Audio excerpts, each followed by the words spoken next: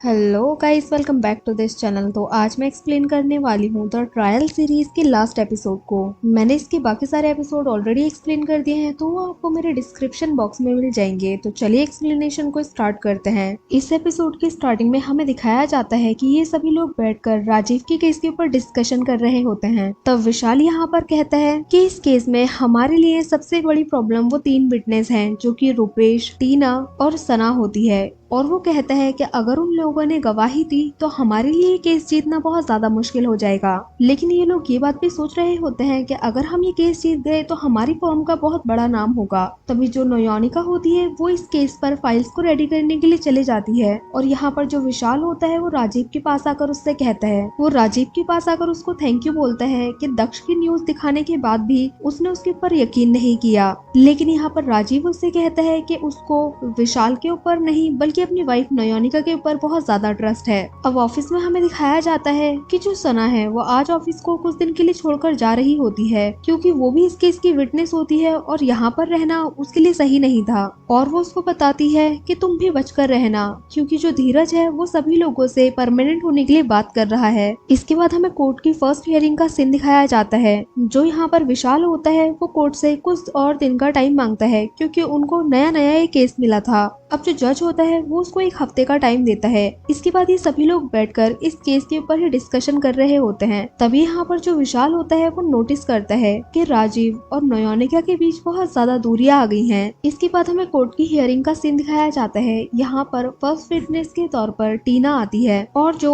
Opposite side का वकील होता है वो टीना से कहता है कि क्या आप राजीव को जानती हैं। तब वो उसको बताती है कि हाँ, वो हमेशा मुझसे मिला करते थे और वो जज बनने से पहले ही मुझसे मिलते थे। वो कहता है कि लास्ट टाइम आप उनसे कब मिली थी। वो उसको बताती है कि इनके जेल जाने से कुछ दिन पहले ही हम मिले थे। और यहाँ पर टीना कहती है कि वो उनकी पेमेंट हुआ करती थी जोशी जी की साइड से। तब यहाँ पर जो विशाल होता है अब उसकी क्वेश्चनिंग करने की बारी आती है। तब विशाल कहता है कि जोशी जी आपको पे किया करते थे। तो वो कहती है कि हाँ, और वो उससे कहता है कि जो राजीव हैं वो भी आपको पेमेंट दिया करते थे। और वो उनकी ट्रांजेक्शन की हिस्ट्री यहाँ पर सबमिट करता है। यहाँ पर जो विशाल होता है वो ये प्रूव कर देता है कि जो टीना है वो एक प्रोस्टिट्यूट है और वो पैसे के बदले राजीव से मिलने के लिए आया करती थी। और इसके बाद हमें दिखाया जाता है कि जो राजीव और नयोनिका होते हैं वो घर में होते हैं और इनके बीच में छोटी सी बात में वापस से बहस हो जाती है। इसके बाद जो नयोनिका होती है वो मालिनी के पास जाती है अपनी पोजीशन के लिए बात करने के लिए। तब मालिनी उसको बताती है कि जो धीरज है उसने तुमसे ज्यादा इस फॉर्म के लिए काम किया है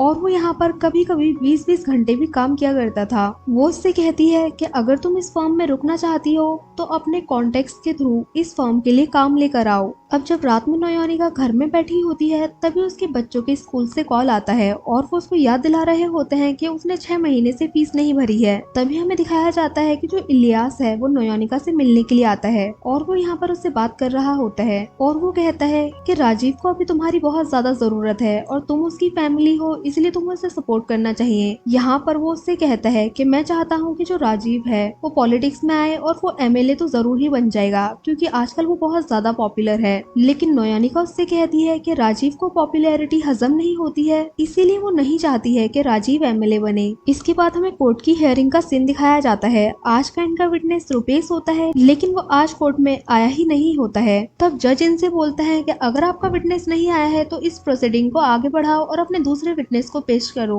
और तभी हमें फ्लैशबैक का सीन दिखाया जाता है। जो नयोनिका और इलियास होते हैं वो रात में रुपेश से मिलने के लिए गए होते हैं और यहाँ पर वो उसको कुछ ऐसी बातें बोलते हैं जिससे कि वो डर जाता है और उससे कहते हैं कि अगर तुम चाहते हो कि हम तुम्हारे ऊपर केस ना करें तो ये कंट्री ही छोड़कर चले जाओ। और वो उसको दूसरी कंट्री के टिकट्स और वीजा देते हैं। और इसके बाद जो उनकी नई विटनेस होती है वो सना होती है। अब जो ऑपोजिट वकील होता है वो सना से कहता है कि जोशी से मिलने वाले पेमेंट्स तुम ही हैंडल किया करती थी। तब सना उनसे कहती है कि मुझे नहीं पता, जब तक मैं वहाँ पर काम करती थी तब तक मैं किसी जोशी नाम के आदमी को नहीं जानती थी। और सना ने भी अपना बयान बदल दिया होता है और उसने नयोनिका की वजह से राजीव की साइड ली होती है। अब इसके बाद हमें कुछ दिन बाद का सीन दिखाया जाता है। जो जज होता है वो आज अपना फैसला सुनाने वाला होता है और वो यहाँ पर कहता है कि राजीव के ऊपर लगाए गए सभी एलिगेंस झूठे हैं और वो उनको बाइज्जत बरी करता है। अब ये लोग जो होते हैं वो केस जीत जाते हैं। और इसके बाद हमें रात का सीन दिखाया जाता है। जो विशाल होता है वो नयोनिका को कॉल करता है और नयोनिका अपनी फैमिली के साथ बैठी होती है। तब विशाल उससे कहता है कि तुम्हारे बिना अब इस ऑफिस में मन नहीं लगता है। लेकिन नयनिका उससे कहती है कि लेकिन अब तो तुम्हें मन लगाना पड़ेगा, और फोन कट कर देती है। और नेक्स्ट डे हमें ऑफिस का सीन दिखाया जाता है। जो सना होती है वो नयनिका से मिलती है और नयनिका उससे पूछती है कि तुमने अपना बयान क्यों बदला। तब सना उससे कहती है क्योंकि रुपेश नहीं आया था, अगर रुपेश गवाही देता तो उसके लिए बयान बदलना मुश्किल होता। इसके बाद जो धीरज होता है वो नयनिका को बुलाने के लिए आता है। अब ये दोनों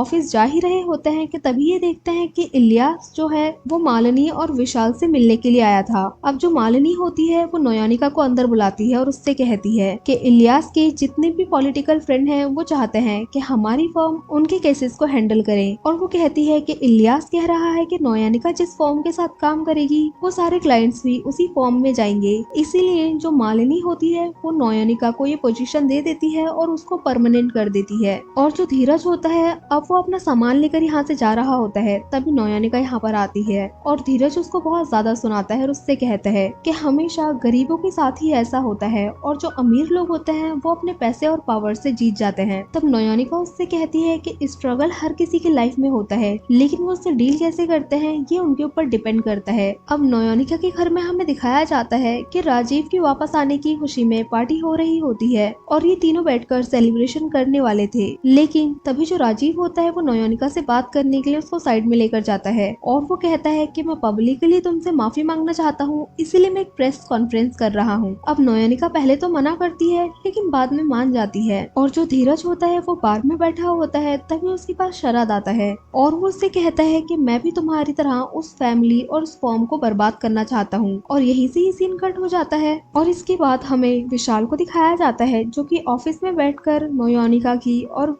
राजीव की प्रेस कॉन्फ्रेंस देख रहा होता है। तभी वो नयनिका को कॉल लगाकर उससे कहता है कि आज मैं तुम्हें कुछ बताना चाहता हूँ, जो मैंने नहीं बताया तो मुझे बहुत ज्यादा अफसोस होगा। और वो उससे कहता है कि मैं तुमसे बहुत ज्यादा प्यार करता हूँ। तब नयनिका उससे कहती है कि बस प्यार से ही कुछ नहीं होता है, उसके बाद का प्लान क्या है मुझे बताओ। लेकिन उसके पास कोई भी आंसर नहीं होता। तब नयनिका उससे कहती है कि अगर तुम्हारे पास इसके बाद का प्लान होगा तो तुम मुझे तब कॉल करना। अब जो राजीव होता है वो नयनिका को अपने पास बुला रहा होता है और तभी विशाल की वापस से कॉल आने लग जाती है, लेकिन वो कॉल नहीं उठाती। तब जो विशाल होता है वो उसको एक वॉइस नोट सेंड करता है जो कि इलियास के पास फोन होने की वजह से इलियास सुनता है। और उसमें विशाल ने बोला होता है कि मेरे पास उसके बाद का भी प्लान है। वो कहता है कि मैं तुमसे बहुत ज्यादा प्यार करता हूँ और मैं तुमसे शादी करना चाहता हूँ। और वो कहता है कि मुझे नहीं लगता है कि तुम राजीव के साथ अब खुश रह पाओगी, इसीलिए तुम उससे अलग हो जाओ और हम दोनों शादी करके साथ में रहेंगे। वो उससे कहता है कि अगर तुम भी यही चाहती हो तो मेरे पास मुझसे मिलने के लिए आना ऑफिस में, और अगर ऐसा नहीं चाहती हो तो इस मैसेज को डिलीट करके सब कुछ भूल जाना।